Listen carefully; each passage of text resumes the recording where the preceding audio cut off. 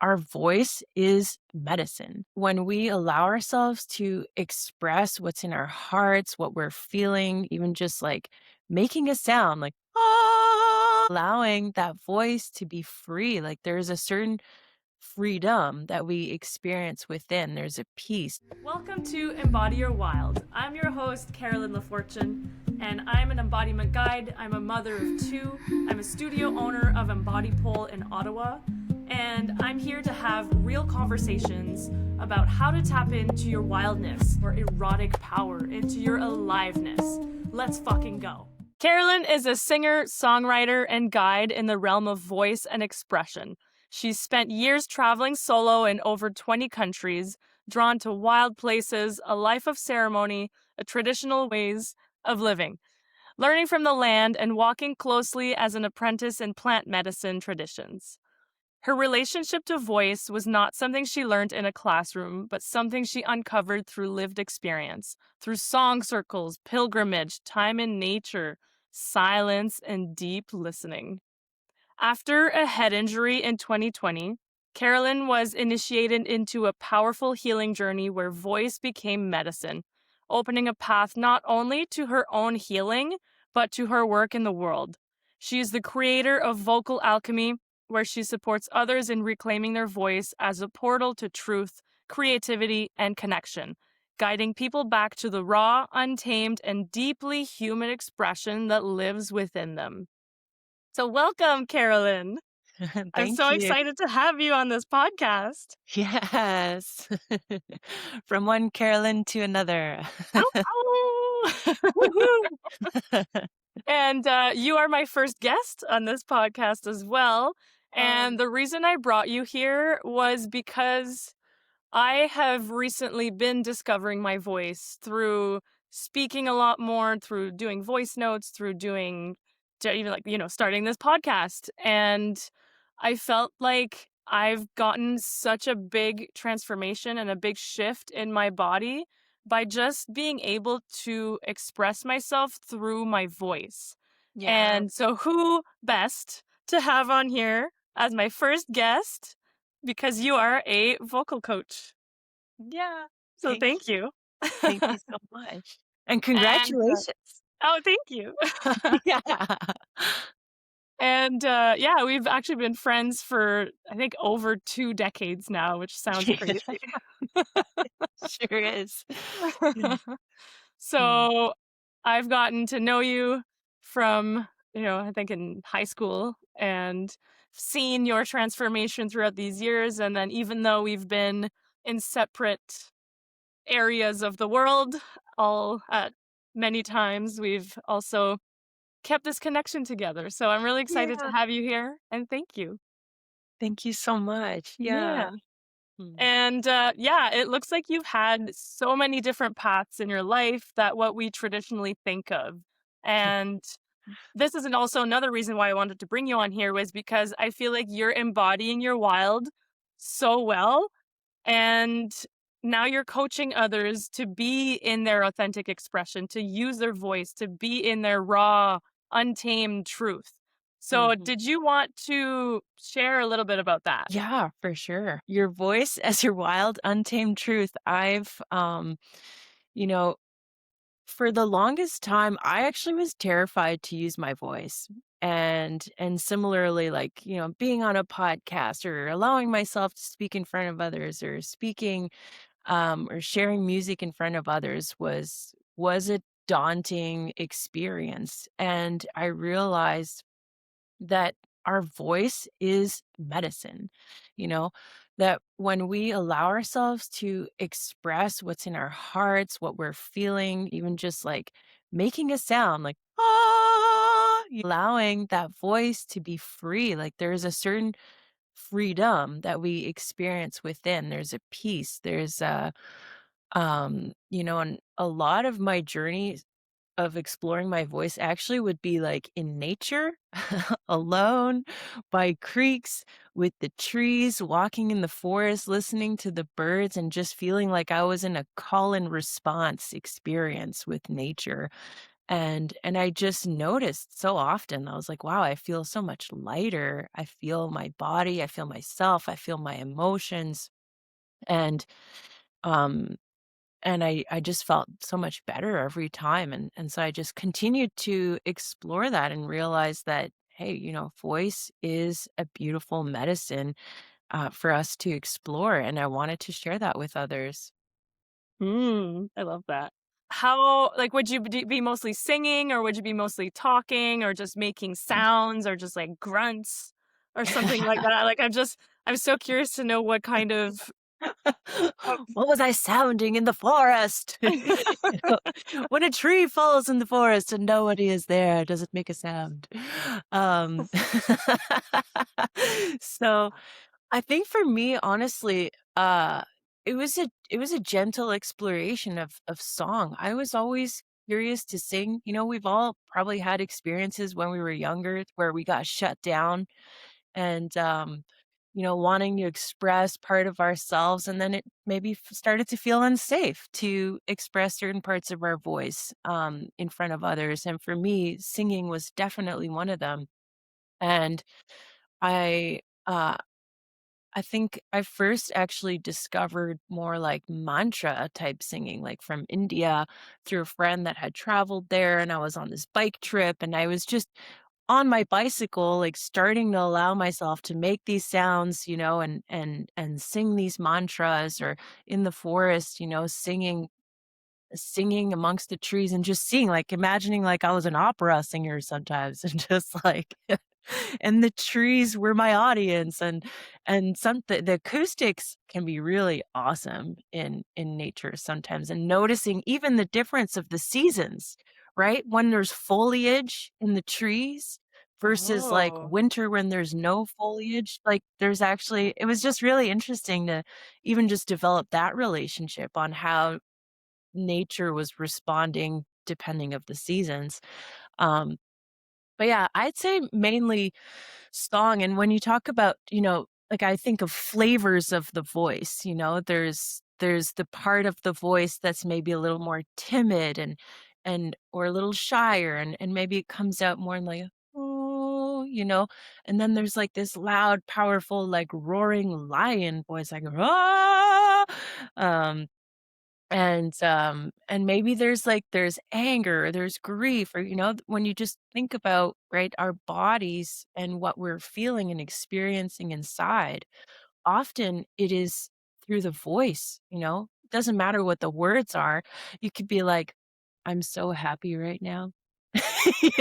Like, but like I could say those same words with so many different voices, right? And that wasn't very convincing, like, it's like, well, your Yeah. voice, the quality and the tone of your voice is actually often what's communicating, um, how we feel and what we're experiencing more so than the words itself. So, yeah, so for me, it was just allowing myself to make the sounds and sing the songs that were a real reflection of what's inside, when sometimes the outside world, people or workplaces, were not always the safest places to feel like you could be in that authentic, Mhm. truthful expression. Yeah. Yeah, it's really interesting because we've been starting to use sound in our classes. So I've been asking women whenever they come to class. So, like, once we're getting into the movement, we're getting into our sensuality, then I'm like, all right, let's make some sound. Let's make some roars, some, like, even just a loud sigh, right? And I feel like it's so Yeah. scary for for so many women to make sound, because I remember feeling that way too when I first started. I was like, "Oh, I'm not going to say a word or do anything because I don't want to sound weird."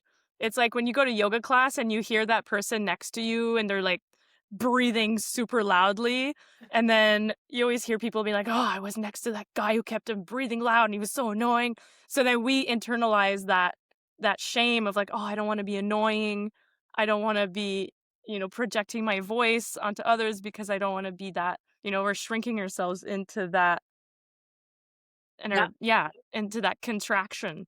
And and that's what what I've noticed with women is like I have to be like extra silly, extra vocal for them, and I have to go up to them and be like, "Let's go," make some noise, and then they're like, "Ah." But afterwards, they were like, "Wow, I can't imagine doing this ever in my life because it's been so scary before. It's such a vulnerable practice." But I'd love to hear if you've encountered any Yeah. Yeah. blockages or anything like that with women using their voice. Yeah, 100%. And, what I've noticed, I mean, here we're talking about women, but men too, and people of all Yeah. genders. I've experienced that, or even with myself, just noticing how, yeah, we think this little box over here of sound is what's okay, right? Is it pleasant? It's not too loud, it's not taking up too much space, it's agreeable, it's pretty. Um, Especially for women, I do believe there is like a bit of an expectation around, or, there I think today we've made a lot of progress, of course, but there's this kind of sense of the voice needing to be pretty and agreeable. And Mhm. so allowing oneself to go into those like, you know, like even making a deep like sound, it's like, whoa, wait a second. That sounds kind of like a man's voice, or you know, but we're going into sometimes the underbelly of the earth, and it's not always, it's not always pretty. And I think that, yeah, what I've noticed around certain blockages is, yeah, there's fear, there's fear to allow even, to make sounds that are like channeled or improvised, where it's like I've had experiences where I'm, like, guiding a session, and then I'm like, "Okay, let's, like, open up the voice and allow it to, like, travel. Where do you want it to travel to?"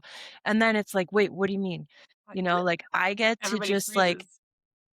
follow this river and this stream, like, can you just, like, tell me what to do? And that's totally fair, right? Because it's like, "Wait a second, like, I can be spontaneous, I can make sounds, like, no one's gonna be mad, no one's gonna be upset," right? We're just constantly, like, thinking, like, "How is the outside world going to respond to me and to this?" And at the end of the day, often the blockage is, like, fears around, like, will I be accepted? Like, will I still Mhm. belong? It's like, am I gonna be rejected? Like, that's what a lot of these blockages come down to, is this fear of wanting to belong, to be part um of a group, of a community, of our social fabric, and as children, often we're told, like, "Don't make that sound. Don't sound like this. No, no," And so the voice kinda shrinks into this small space where it's like, "Wait a second, like, what Yeah. what happened to that innocent inner child that just played and explored and was, untamed," right? I'm sure your kid's probably like, Mhm. going outside and getting dirty and getting dirt all over, making all kinds of sounds, like, they're not Oh, like, yeah. "Oh, is this okay?" You know? Oh, yeah. They Right? they're in their full expression of of emotions, of play, of getting dirty. Yeah, it's Yeah. interesting to see And because I so feel like oh, yeah, so I feel like yeah, even me as I was growing up, I was a lot like shut down a lot with stop crying or don't, why are you angry or why are you blah blah blah, all of these things. Like I just had to be good and listen and be, pretty and sit there.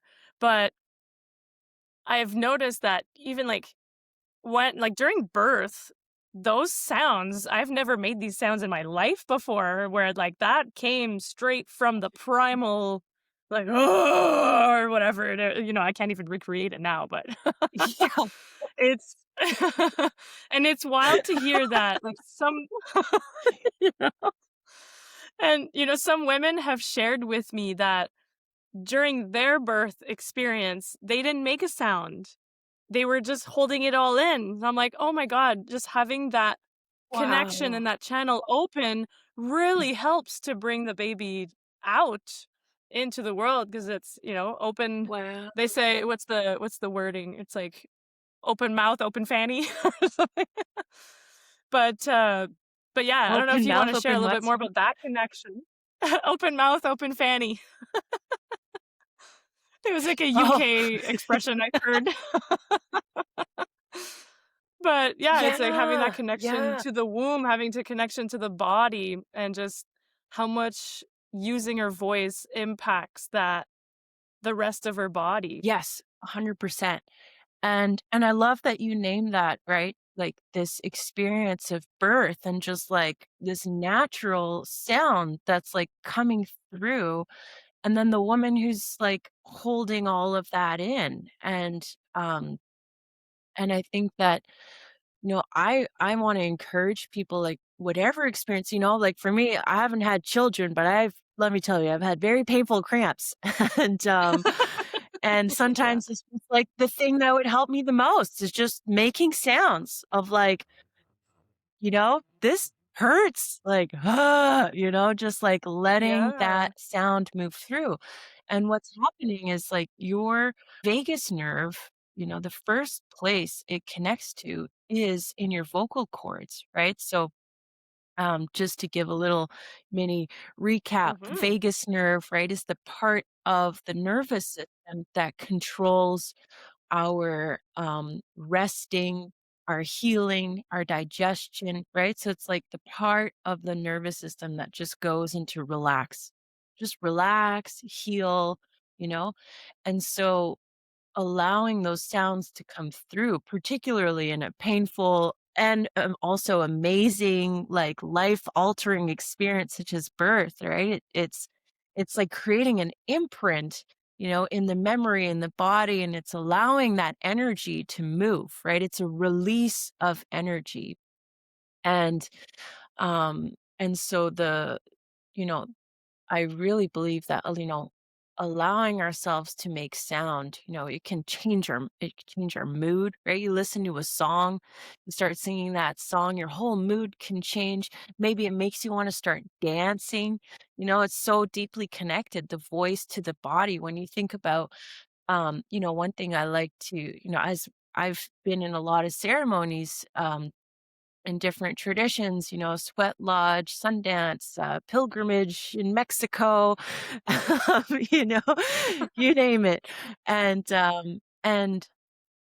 you look at ceremonies throughout many parts of the world, and voice, song is like one of the integral parts of a ceremony. Before we had video, before we had text messaging or writing, we had the oral tradition. We had songs, messages were carried through, and then a lot of dance, that was all interwoven and connected in that way. So beyond like, there's the connection with the body, but there's a connection with ancient like wisdom and tradition. And, you even have a part of your brain that responds to melody, that responds to sounds that are sung differently than sounds that are spoken. So we're deeply we have evolved, on a biological level to be expressive beings. And so of Mm. course that impacts, our bodies, how we feel, our mind, our hearts, right? When you're just like, oh, if you got grief in your heart, just allowing, for me personally, like that was when, Mm. if you're kind of like sad, and you're probably like making this motion. But then if you want to start singing, you kind of have to like lift yourself, and you start singing, and then you start taking deeper breaths, right? Because um you can only sing so long before you need to take a big inhale. So then you're regulating your breathing, your heart rate starts to come into coherence. And so there's all kinds of ways in which allowing ourselves, not just singing, but also, yeah, making sounds and can really impact how we feel, how we are in the world, right? As soon as we And start just holding making up our these like posture. louder sounds, yeah, Yeah. right? Naturally, when we start to express sounds that are in more confidence, then we want to stand that way and our biochemistry responds and our moods change accordingly. Yeah. Mhm. Yeah, cause for me, like, I've been singing on stage since, I don't know, probably when I was 19 or so, and I noticed that, my posture always had to be like, it was always perking up because I can't sing from a closed off position, otherwise I don't have enough air, it doesn't feel right, and just singing helped me to just create that good posture, that connection to my core, to my diaphragm, to everything that's happening inside the body, and to really be able to project the voice. And yeah, so it's really unique and interesting to feel that connection and to really start singing from a place of the deeper core, from a place of not just, nasally up here in the head kind of thing. Because then yeah, like you mentioned, like you really feel the posture shifting and taking up more space. Yes. And how did your relationship with your voice evolve through time? Yeah, that's a great question. So I used to be terrified to express what I think, what I feel, what's like happening in here. A lot of my voice was, you know, saved for expressing joy, happiness, and then, having this very kind of narrow expression. And everything else was like, no, no, we don't express that. We don't say that. And and then also, as I was naming earlier, just even with singing, right? When um I had this experience when I was younger where I was singing and my sister was like, "You suck." And I was like, "Oh man," like just like full shutdown of that part of my voice. And God bless her. I love her. It's just sibling stuff, right? But when you're growing up, and you're creating an identity for yourself and your place Mhm. in the world, um, these things can really impact people. And you ask anybody in the world, like, have you ever felt like shut down and you couldn't fully express yourself somewhere at some point in your life? Like, this is a common human experience. It's like everybody will raise their hand. I'm sure the Buddha would even raise his hand to that. Um and right? So, Yeah. yeah, so for me, it was like, people used to say like, "Oh, man, like getting even like an emotion for you to express an emotion that's like not just your joy and your happiness is like pulling a tooth out of your mouth." And and I remember Mhm. someone literally telling me that, and I was like, "What?" So for me, right, yeah, a lot of the journey has been to just like normalize being vulnerable, allowing myself to be more expressive of different emotions, and a lot of that at first came through singing.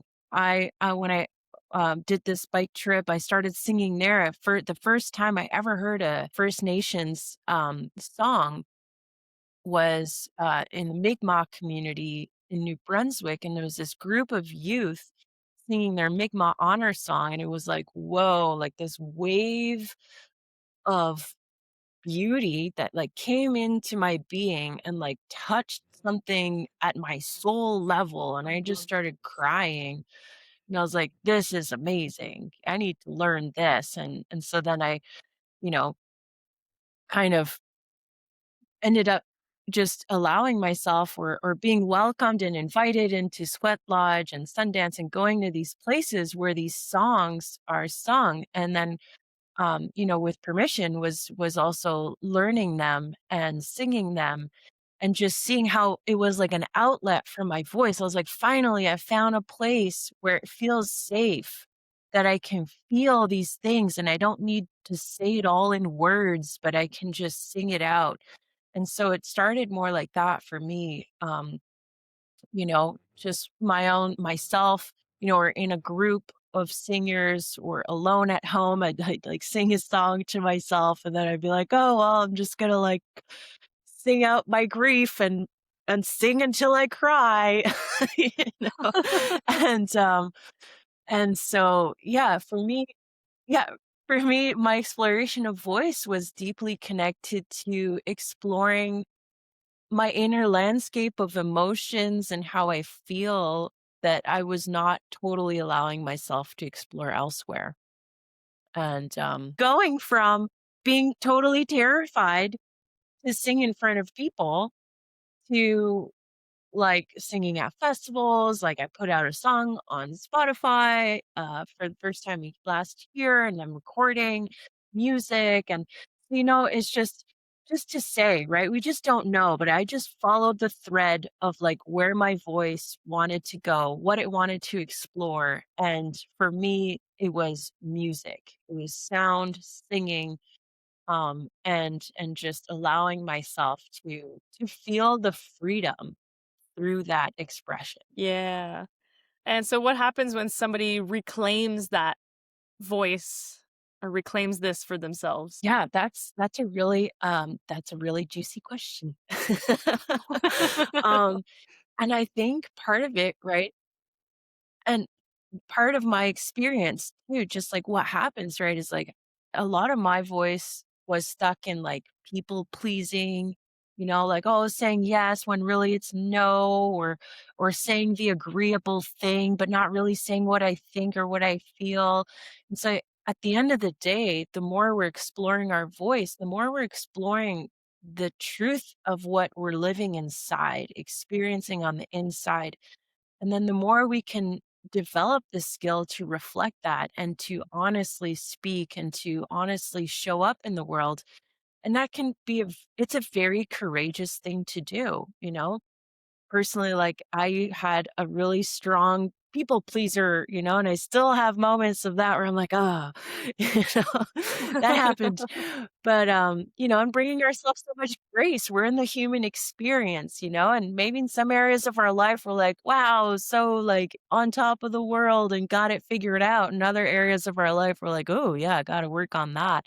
So I think what we're reclaiming at the end of the day is our sovereignty, is our capacity to walk in the world and be who we are, be ourselves, and not trying to belong to someone or to something outside of ourselves, but belonging to ourselves. And within that, you know, it's like accepting all parts of ourselves, accepting the communication and the expression when it's like, amazing, Mm. ecstatic joy, and then accepting the expression when it's, like, angry or grieving or, these parts that maybe we're still developing a relationship with, and so, we're reclaiming a relationship with ourselves at the end of the day. A relationship with our own voice is a relationship with ourselves, and thus reflecting a relationship with the world outside of us. We're reclaiming our desires, our felt sense of what's happening inside of us. And we're reclaiming like the joy of expression, all of these Mhm. different parts of us that maybe are like sometimes like hiding. So, oh, I don't know, I'm going to get judged or who knows, just like, no, just go for it. Like, I'm just so proud of you and I'm so happy for you where you're like, yeah, here I am, like empowering myself to move past this fear of like public speaking, and then you're opening all these new doors for yourself through that, right? And so the world Mhm. becomes more of your oyster in a way, right? It becomes that playground where we get to um express and create and be in co-creation Yeah. with life. Oh, I love that. Yes, absolutely. And yeah, you mentioned a head injury back in 2020 being a really big initiation for you. Yeah. Did you wanna take us back to that moment? Yeah. So in 2020, I had a head injury where I, after a couple weeks, like I was just stuck in bed. I went from being like outdoor guide, instructor, like walking through the forest for 3 kilometers with a canoe on my back to like, I'm laying down in bed. And um, it was so challenging because I was so like doing, and then it was like suddenly like, whoa, like not doing anything or very little or not knowing where my threshold was. And I was forced, almost like the universe forced me to like deal with what was happening inside. So when I was talking about like having a very limited expression of like, oh, I can only show the world my joy and my happiness. Well, it's like, well, you're having a really unhappy experience of life. you know? Oh. Um, and so for me, I had to really allow myself to, whatever all those like 30 years of repressed emotion, was like, no, like that can't be the way forward anymore. You have to allow yourself to feel what's there and to, um, welcome, your human experience, the wholeness of your human experience, not just this little part. And so for me, it sent me on a journey actually with plant medicine. I worked a lot with ayahuasca in the last years and plant dieta, working with rose and cedar and tobacco and these different plants, some from the jungle that um and all these plants. A huge part of the practice is singing. Like you learn to sing your way out, sing your way forward in life out of the dark into the light. It's kind of the Interesting. teaching with singing in these practices. And so I had to learn, um, or didn't have to. I chose this path, and so I would say that's kind of where I'm at currently is continuing, this path of choosing to sing and to express as much as possible. That's like, okay, allowing these parts, to transmute these parts that are feeling really small or shy or shameful or hidden or in fear, and just like, okay, let's sing Mm. you out of the dark into the light. Like I see you, I accept you. And so for me it was a really big shift in um kind of being like, no, I don't want to experience that, or I don't accept that about my human experience, to like, okay, actually, like, you're human. You're not just Yeah. joyful and happy at all times, um, because you're not Buddha or the Dalai Lama yet. Oh, um, I still don't believe that and, they're always happy. it's yeah, right. It's like, gotta meditate a whole lot more. I don't know over here, Yeah. but yeah. So it really opened a world for me that I was not looking at internally. That I was not accepting, didn't want to have. I was just like, just keep going, do. And I was like, oh Mm. well, what do you do when you can't do much? You learn to be with what is. Yeah, Yeah, sometimes what is super uncomfortable. that's Yeah. true. Yeah. 'Cause, yeah, you've spent years Yeah. traveling solo and doing all these plant medicines and ceremonies. So what were you searching for? Yeah, I think honestly, I was searching for a belonging, you know? I think it can be as simple as I I think I was searching for, yeah, wanting to belong, but I was having a great time along the way. I learned how to surf, I climbed mountaintops, climbed the highest mountain in Costa Rica by myself at 2 in the morning without a flashlight because my light died, and I'm just walking with a Oh stick in my the god. dark, and, just that's a pretty wild experiences, speaking of embodying your wilds, right? That's Just like, scary, right, yeah. like, what do you do at 2 in the morning in the dark and, when your light goes out? And You're guided by but, the moon. thankfully, there were people that came along the way. Yeah, Yeah, something like that, or the moon and stars, but, exactly.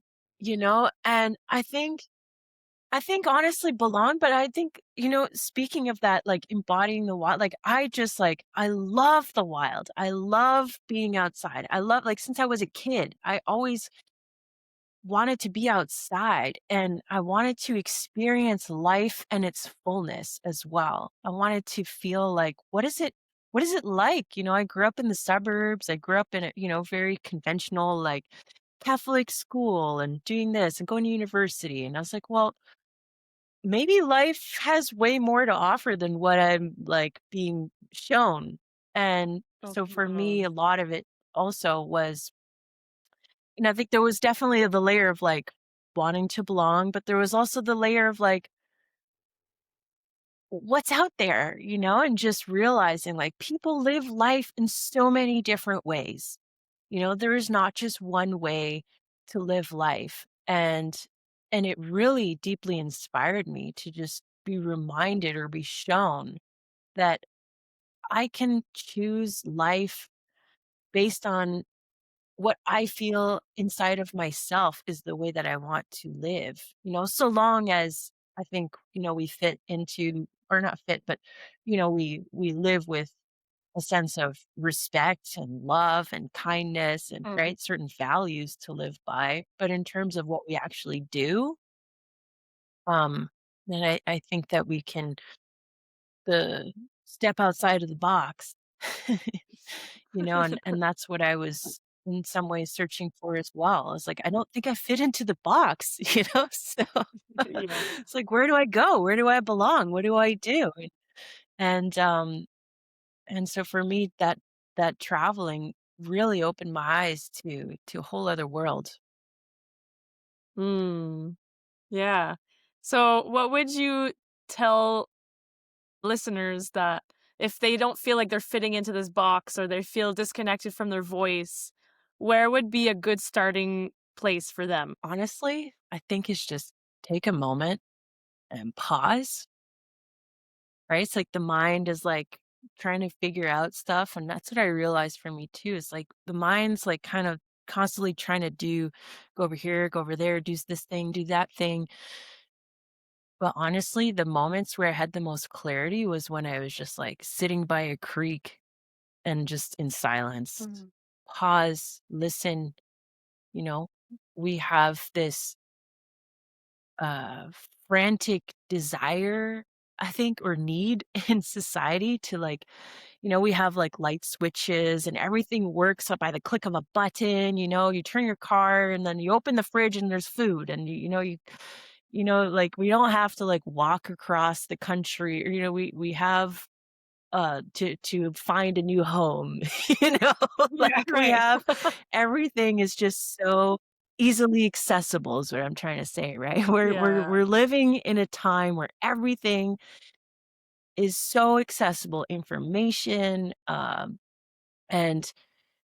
it's almost like an overload, to our system. And so I think the best thing we can do is actually just pause and take a breath. Give yourself like 2 minutes, 2 minutes to just be with yourself and just breathe and close your eyes. Maybe place your hand on your heart and just notice the sensation if you notice what's in your heart.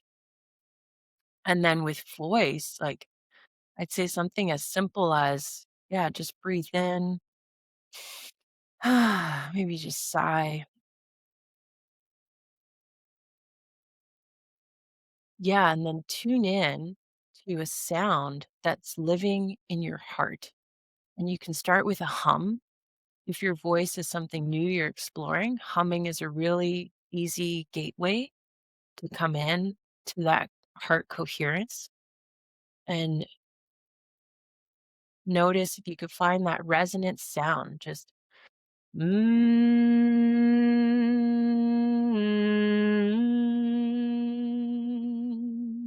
just making a hum.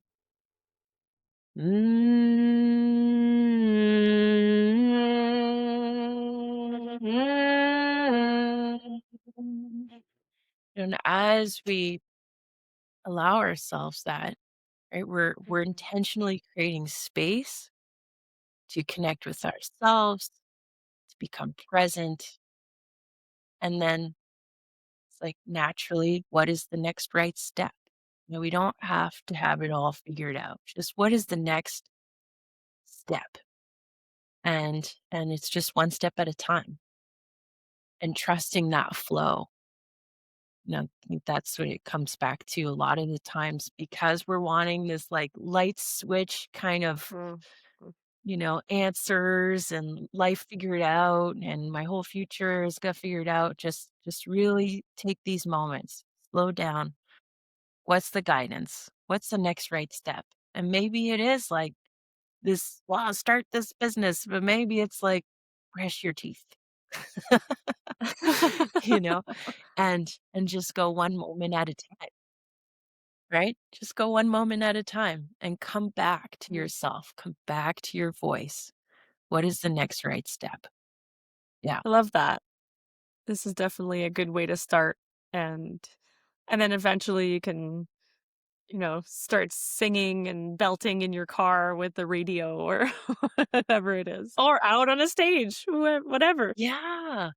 And allow yourself to think, think outside the box. Like, what's the dream? What's the thing that you're dreaming about that like, you're like, in a few years, I'm gonna be or what's your timeline? It was like 2 years.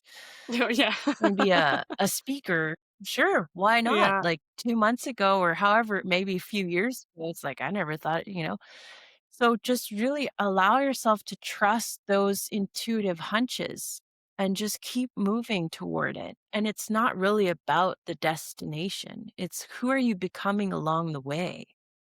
And I think that's the most Mhm. important value that we get from allowing ourselves to tune in and to, you don't have to live outside of the box necessarily, right? Like live the life you want to live. That's it. right? And maybe Mhm. it is like you maybe you have a job you love and it's very in the box looking, but who cares? If you're happy and you're enjoying yourself, then just do that. um Yeah. and you know, I think within that, like don't lose yourself. That's the main thing, right? And so coming back to these moments of presence in the voice, we're coming back to that relationship with ourselves. And I think that's the most important relationship we will have our entire life. And so if somebody wanted to explore those next steps with you, how does it look like to work with you, or where can people find you? I have a website that carolyncolibri.com.